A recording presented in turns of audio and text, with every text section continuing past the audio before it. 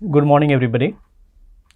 We have started artificial lifting lecture a few weeks back, and initially we started with reservoir fluid properties, reservoir, then multi-phase flow, single phase flow and different flow properties. Then we started pumping systems. Now we'll try to link pump and reservoir properties and fluid properties, how they will help to improve our productivity.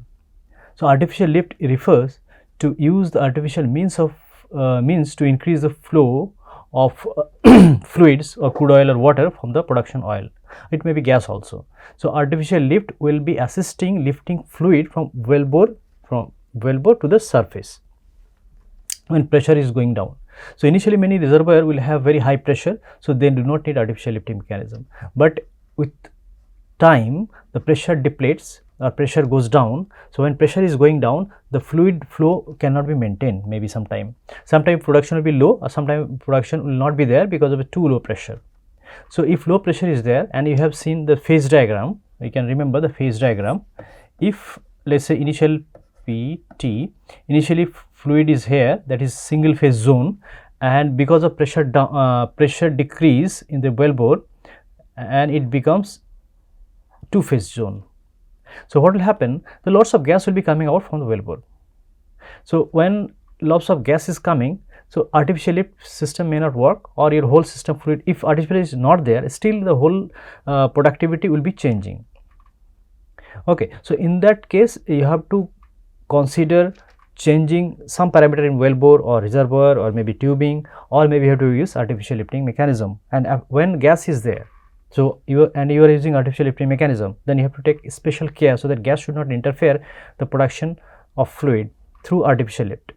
Some artificial lift will be assisted by gas, so if gas is there, that is very good for them, but some will not help at all. If gas is there, then productivity will low, or pump will fail actually. So whole system, your whole productivity will be lost. Okay. Now in first few lectures I have shown you the primary, secondary, tertiary flow.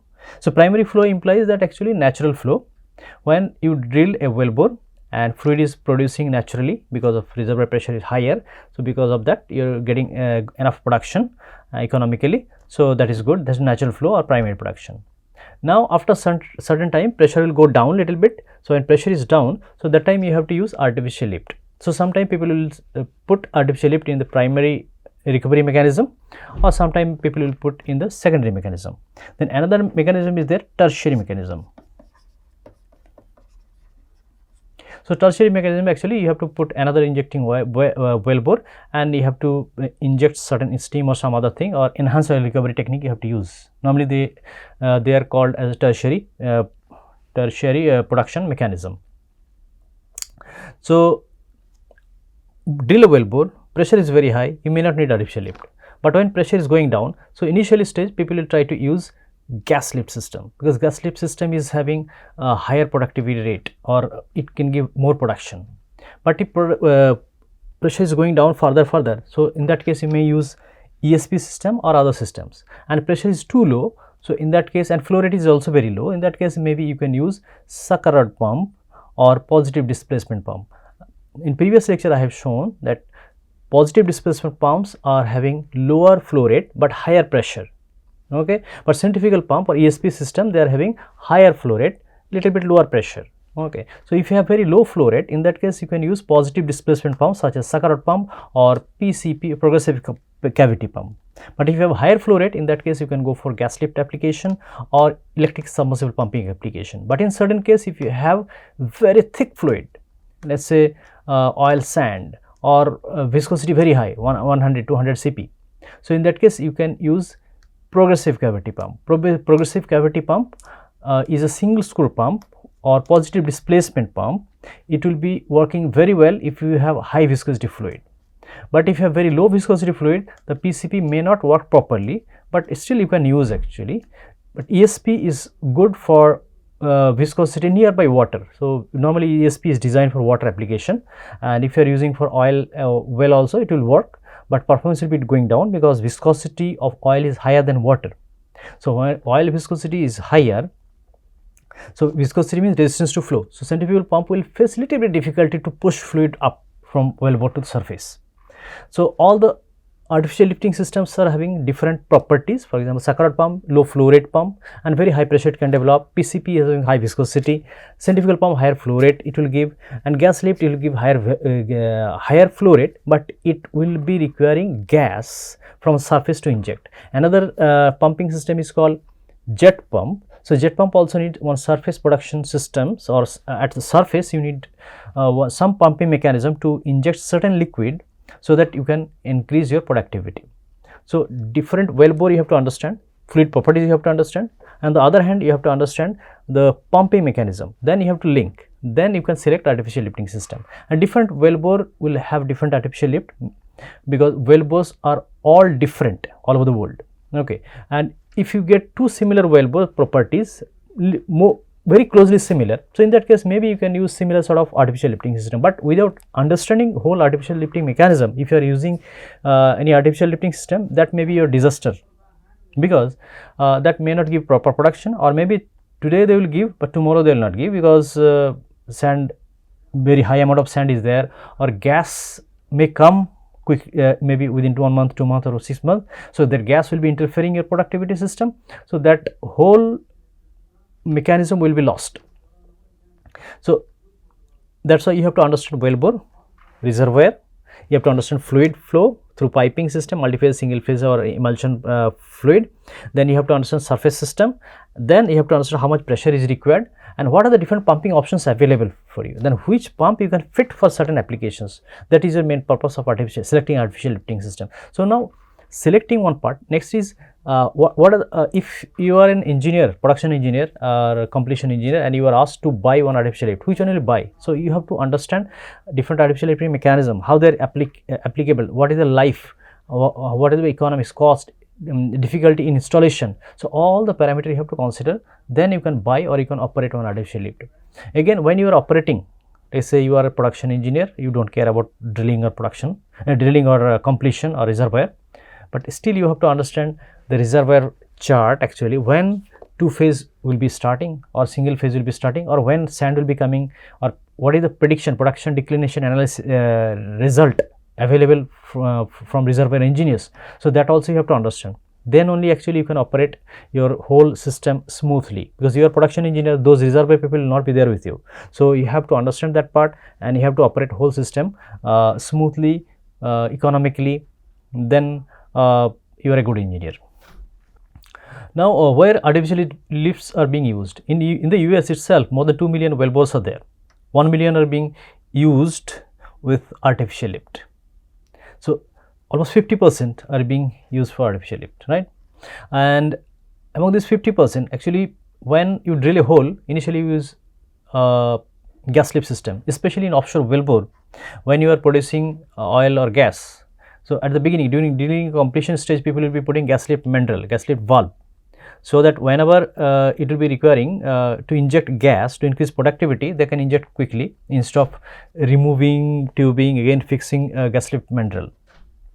Because offshore operation is expensive, whenever any offshore wellbore servicing or anything is required, so that time you have to bring again whole drilling team and whole drilling vessel, that will be expensive affair. So at the beginning stage, during complete stage, they will be putting gas lift mandrel. Maybe they will not inject gas at that moment when natural flow is there, but after maybe 5 years, 1 year, 2 years, 3 years or some time, when pressure is going down, so that time you may need to increase productivity. So that time you have to inject gas. So that time if you have already gas lift mandrel fixed, then you just inject gas from the surface and you get more production. But normally sucker rod pump is not being used for offshore application, because sometimes it will be very compact area for offshore platforms. So there sucker rod pump will be taking large space on the surface, so that is not feasible sometimes. So, but other pumping mechanism, for example ESP and other things, that be okay, because they have less surface footprint. The sucker pump is having very large surface footprint, that's why very compact application will be very difficult to operate. 80% of US US wells are steeper or very low productivity, maybe 10 barrel per day production will be there, very low productivity wellbore. So in that case, normally you will not use gas lift, normally you will be sucker rod pump or very low flow rate or high head pumps or positive displacement pumps. Many times a gas lift can be used, but in that case you must have productivity higher than the 10 barrel, then it will work. Now first you have to understand what are the different types of artificial lift. Previous lecture I discussed about different types of pumps. Pumps like main pump divisions are like positive displacement pump, one is kinetic pump. Positive displacement pump is having like sucker rod pump, PCP, and kinetic pump basically centrifugal pump. Now here you see the difference. So artificial lift, global term, artificial lift implies that artificial lifting from fluid from wellbore to the surface. Okay, and artificially you are giving energy to the fluid, so the fluid can go up to the surface and you can separate and you can send to your consumer or refineries. So one is gas lift system, because I did not differentiate between this among this pump, but here one concept is there called gas lift. So I will describe later how does it work. And one is hydraulic pump, another is normal pump. So normal pump will have positive displacement and kinetic pump, already we have discussed. And if we see gas lift we have continuous flow gas lift, intermittent flow gas lift. When fluid flow rate is higher, productivity is higher, in that case you can use continuous flow gas lift. But you have very low flow rate, so in that case you can use plunger lift or chamber lift or some other that conventional intermittent gas lift mechanism.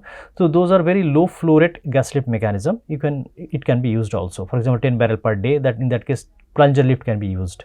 But for high productivity or 10,000 barrel per day, so in that case maybe you want to increase productivity by 10%, 20%, 30%. In that case maybe you can use continuous flow gas lift. So in continuous flow normally the gas lift mandrel will be there and you can inject gas anytime whenever your productivity declines. So for gas lift system you need one surface unit for compressing gas. Compressor will be required on the surface. So when compressor is requiring, that means you need one extra energy from the surface. That compressor will be run by your motor will be requiring some power from electric source or from IC engine. And another is hydraulic jet pump or hydraulic pumping mechanism. In hydraulic pumping mechanism actually you inject liquid from surface to that productivity area, that surface completion or inflow area. So where pressure is lower and if you reduce the pressure of that area where fluid is entering into the wellbore, then reservoir pressure higher, your flowing pressure lower, so fluid will be entering more. So artificially you are creating low flowing pressure. How we are creating? You are injecting high pressure liquid from the surface and you are creating one nozzle. So that nozzle will be creating very low pressure. I will describe later how it is creating. So that low pressure will be sucking more wellbore fluid and it will mix up and it will be moving to surface.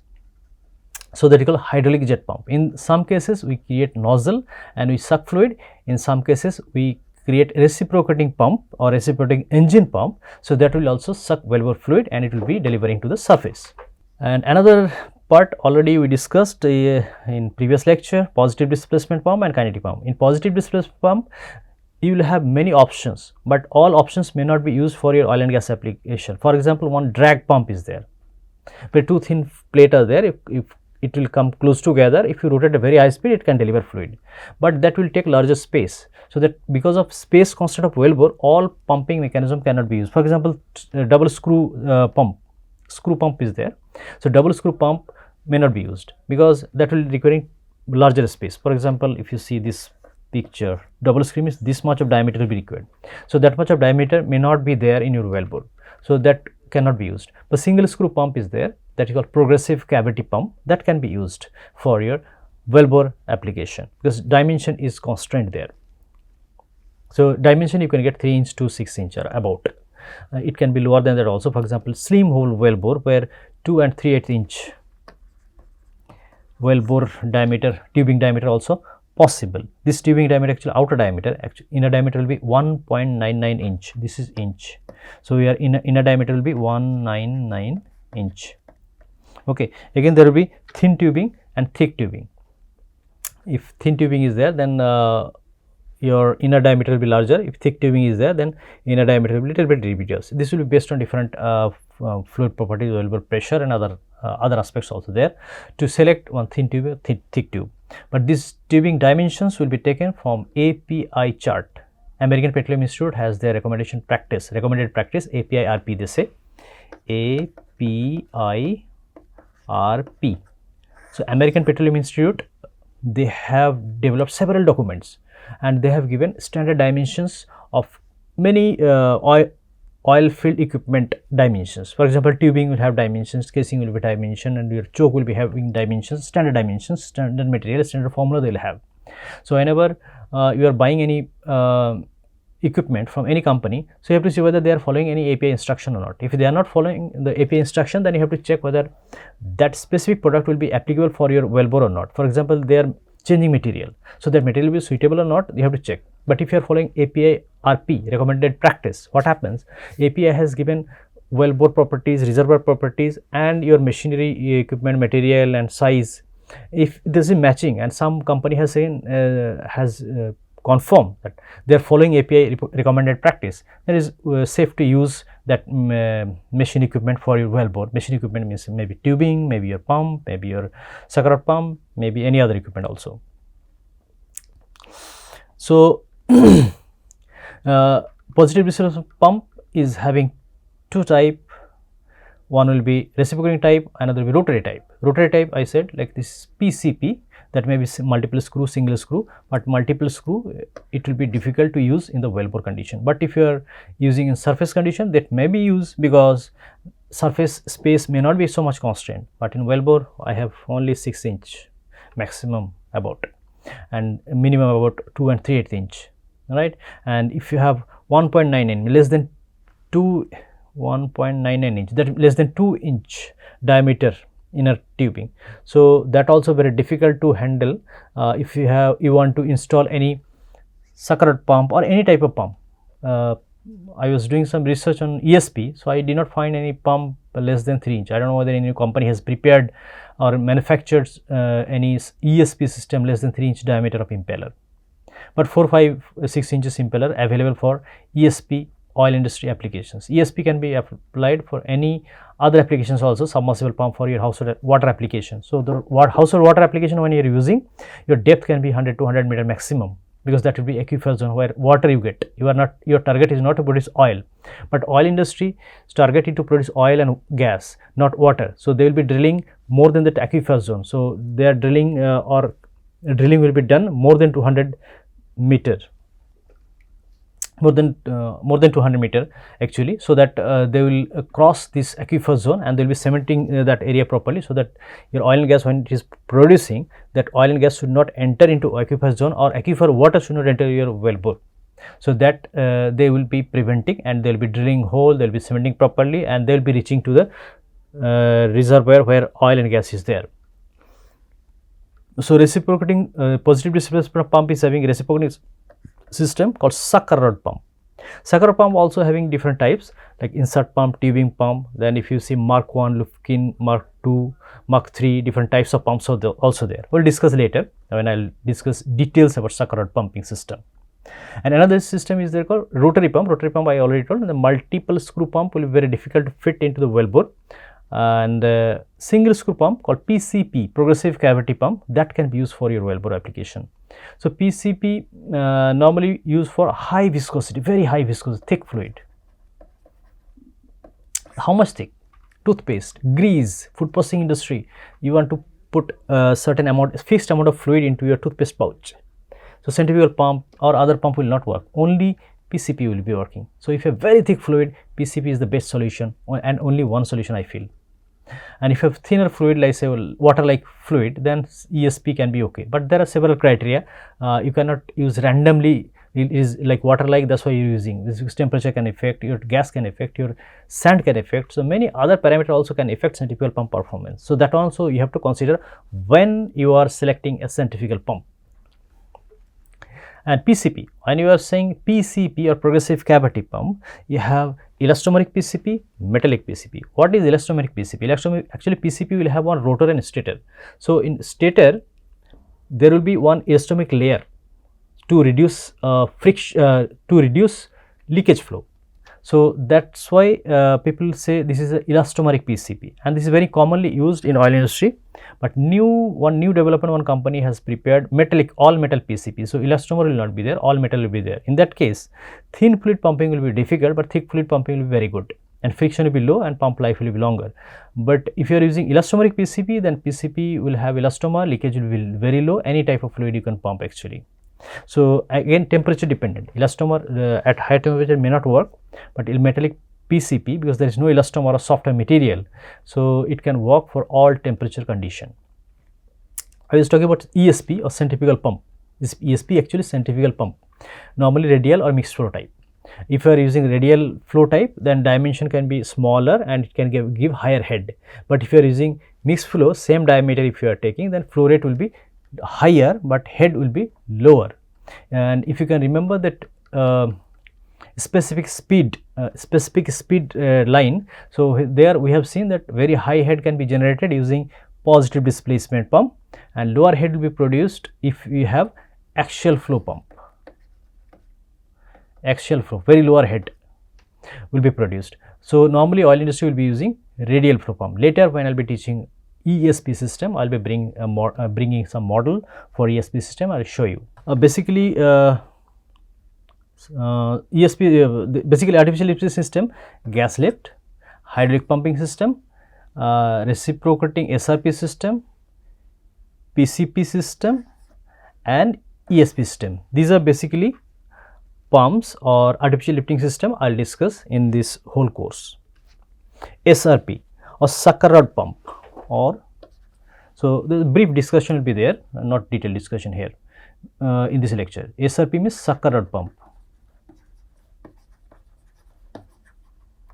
Sucker rod pump. Sucker pump will have one long rod called beam, and there will be Samson post, okay, and there will be fulcrum actually, and there will be one head called horse head.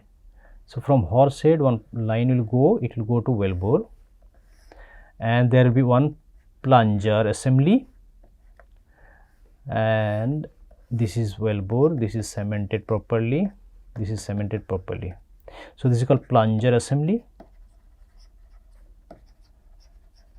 and this is called horse head, this is called beam, and there will be one slider crank mechanism, okay. This will be crank, this is connecting rod,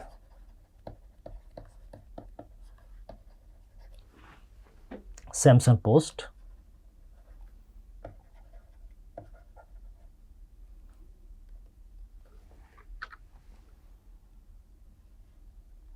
okay. Now how does it work?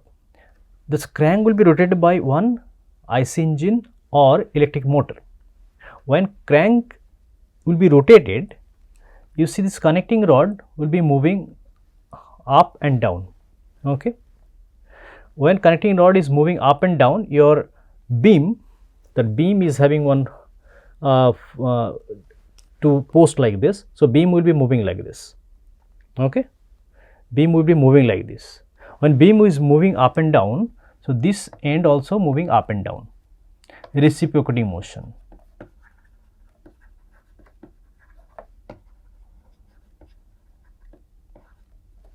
And this is rotation, this is torque.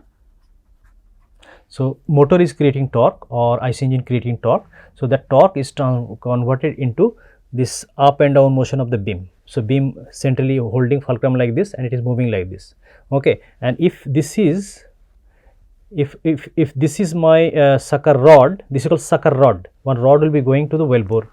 So this is sucker rod, okay. So this sucker rod will go to the wellbore, and there will be one plunger assembly. So you can remember the hand pump, yesterday I was showing those picture, right? Hand pump will be there, so one handle will be there and water will be falling like this. So similar mechanism actually. Hand pump in manually you are doing like this, okay. Now hand pump manually you are doing like this, you are getting water falling down. So similar mechanism there in sucker rod pump actually. Instead of manually you are giving one motor and you are giving the torque, okay. So because of the rotation, the plunger assembly will be moving up and down. When crank is rotating, plunger assembly will be moving up and down, and the speed will be like per minute, it will be like 10-12 strokes per minute, about 10-12, it may be more or less also, just I am giving some idea, 10 or 12 strokes per minute. And what is the stroke length? How long it will move up to down? So that can be by 3, 4 feet, 5 feet. Okay, some long stroke sucker rod pump also available, 10, 15, 20 feet also there. So some companies doing some marketing like long stroke sucker rod pump better there as per their logic. Anyway, who is correct or who is wrong, I am not discussing here. I will be discussing on technology only. Now, sucker rod pump, because it's 10, 12 strokes per minute is doing, so the flow rate will be very low. But this is positive displacement pump, so it can develop very high head. So you can remember this HQ curve.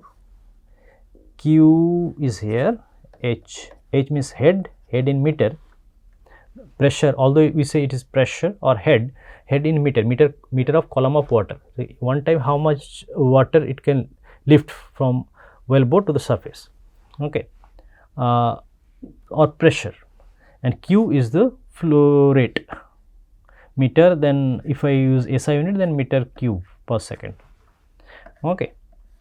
But if you are using field unit then it will be feet and cubic feet per second. So HQ curve for positive displacement pump will be almost vertical. Why vertical? If you restrict, let's say you are restricting here somewhere fluid flow, or you are giving a very long wellbore, so in that case the sucker rod pump will be delivering fluid irrespective of where depth of the wellbore or how much pressure is required for wellhead, does not matter, it will be delivering. But main restriction will be there whether your motor or IC engine is able to deliver, or your crank or connecting rod or beam or somewhere there is no weak point, because very high pressure when it is developing your plunger assembly. So other things should not break.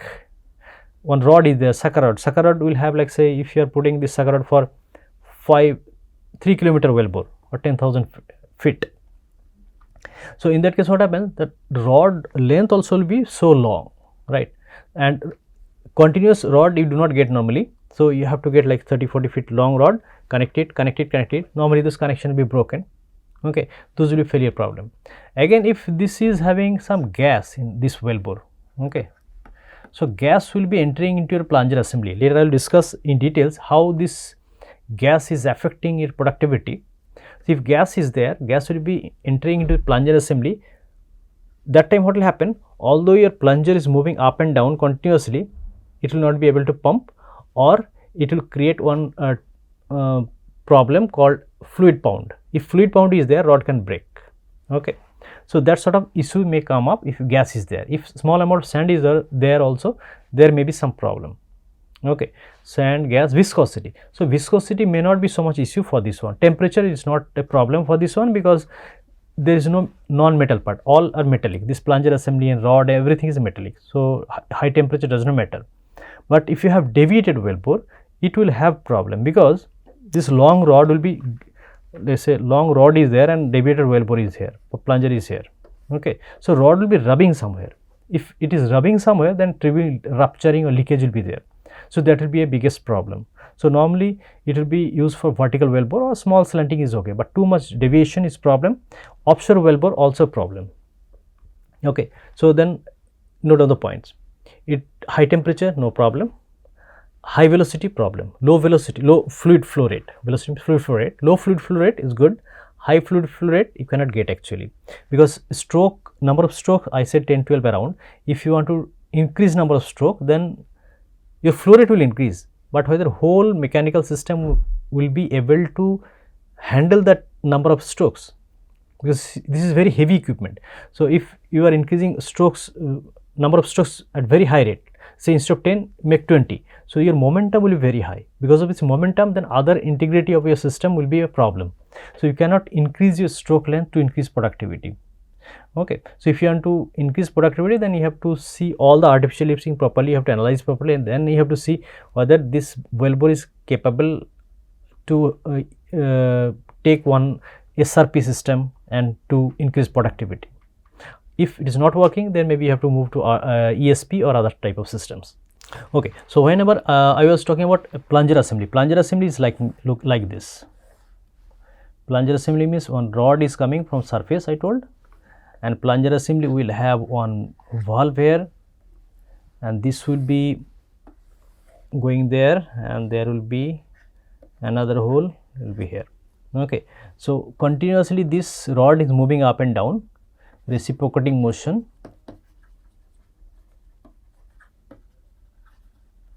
Okay, so because of reciprocating motion, this plunger assembly also will be moving up and down. When plunger assembly is moving up and down, this is called traveling valve. Traveling valve. This is called standing valve. So when plunger is moving up and down, the standing valve, it will be moving a small amount, but traveling valve, it is having another ball, that is called valve. So that this is called plunger. Plunger or piston. Plunger or piston. When piston is moving up and down because of this reciprocating rod motion, so what will happen? Your traveling valve also moving with it. Okay. Okay, traveling valve also moving with it, but standing valve, the outer tubing or outer cylinder, this is called cylinder. The outer cylinder is not moving actually, it is fixed, but traveling valve and plunger is moving. Okay, and because outer cylinder is not moving and one valve is there or ball is there, so the ball will be moving small distance. So that's why they call standing valve. But traveling valve and plunger assembly, that is moving up and down, that's why they say this is traveling valve. Okay, and the gas problem, I said, no, if gas is filled here, this area is very much problematic. So you have to avoid to fill gas here. If gas coming somehow, then sometime you have to stop the operation, you have to allow gas leakage out, after that only you can use. Okay, so that will be a big challenge for engineers or production engineers, how to avoid that gas. So to avoid gas, there are some design issues I will discuss later, design and installation issues I will discuss, and if gas is there, how to identify the gas already accumulated in that area, this is called cavity, this cavity or void, you can say this void area, how to avoid gas. If gas is there, how to identify it or how to avoid the gas. So that thing I will discuss later when I will go into details of sucker rod pumping system. Okay.